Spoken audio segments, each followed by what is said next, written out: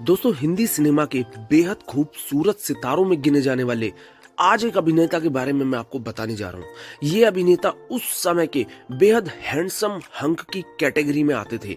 जी हां दोस्तों, आज मैं जिस अभिनेता की बात करने जा रहा हूं वो कोई और नहीं, बेहद खूबसूरत और अपने टैलेंट से लाखों दिलों को अपना दीवाना बना देने वाले विनोद खन्ना थे। विनोद खन्ना हिंदी फिल्म इंडस्ट्री के वो सितारे रहे जिन्हें किसी पहचान की जरूरत नहीं है। 6 अक्टूबर 1946 को पाकिस्तान के पेशावर में जन्मे विनोद खन्ना ने अपने कैरियर में एक से बढ़कर एक हिट फिल्में दी। सामान्य परिवार से ही ताल्लुक रखने वाले विनोद खन्ना ने करीब करीब 150 फिल्मों में काम किया और अपने शानदार अभिनय के बल पर लोगों के दिलों में अपनी एक खास जगह बनाई। आज बेशक वो हमारे बीच नहीं है, लेकिन आज भी उनकी एक्टिंग को लोगों के बीच में याद किया जाता है। तो दोस्तों, आज मैं आपको उन्हीं के जीवन के कुछ अनछुए पहलू बताने जा रहा हूं। दोस्तों वीडियो एंड तक देखना, आपको अच्छा लगे।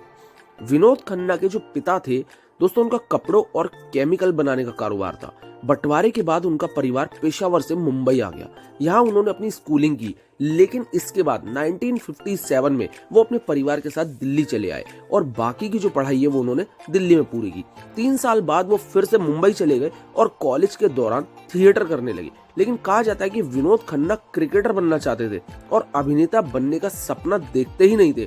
जब उन्होंने अभिनेता बनने की ठानी तो उनकी माँ ने उनसे कहा कि सिर्फ 2 साल का समय तुम्हारे पास है, अगर तुम इसमें कामयाब हुए तो ठीक है, नहीं तो अपने पिता का कारोबार तुम्हें संभालना पड़ेगा। इसके बाद दोस्तों विनोद खन्ना ने 1968 में मन का मीत से बॉलीवुड में कदम रखा और खलनायक के रूप में उन्होंने अपनी एंट्री की। इस फिल्म के बाद वो आन मिलो सजना, पूरब पश्चिम, मेरा गांव मेरा देश जैसी कई फिल्मों में खलनायक की भूमिका में ही दिखाई दिए। 1971 में हम तुम और वो में विनोद खन्ना बतौर हीरो नजर आए। इसके बाद उन्होंने कई फिल्मों में अपने अभिनय का वो जादू चलाया कि लोग उनके दीवाने हो गए।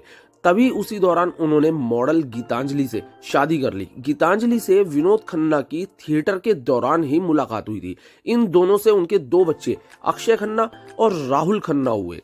70 और 80 के दौर में जब अमिताभ बच्चन अपने कैरियर के टॉप पर थे, तब विनोद खन्ना को उन्हें टक्कर देने वाला इकलौता हीरो कहा जाता था।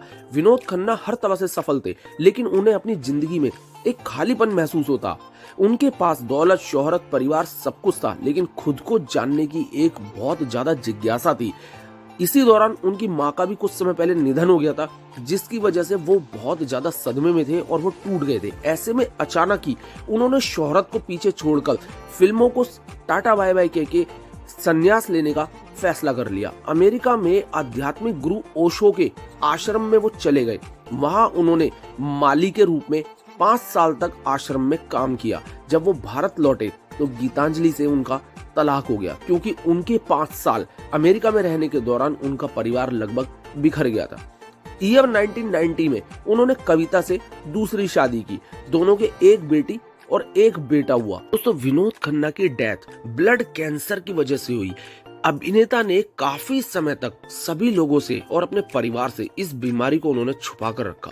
6 साल पहले ही ब्लड कैंसर का उन्हें पता चल चुका था, लेकिन वो इसे ठीक करने के लिए कुछ भी नहीं कर पाए। और रिपोर्ट्स की अगर माने तो अभिनेता की जो बेटी थी उसकी परीक्षा चल रही थी। इसी वजह से उन्होंने इसके बारे में किसी को भी कुछ नहीं बताया और 6 साल तक जर्मनी में उनका इलाज चला, सर्जरी भी हुई, लेकिन उन्हें बचाया नहीं जा सका।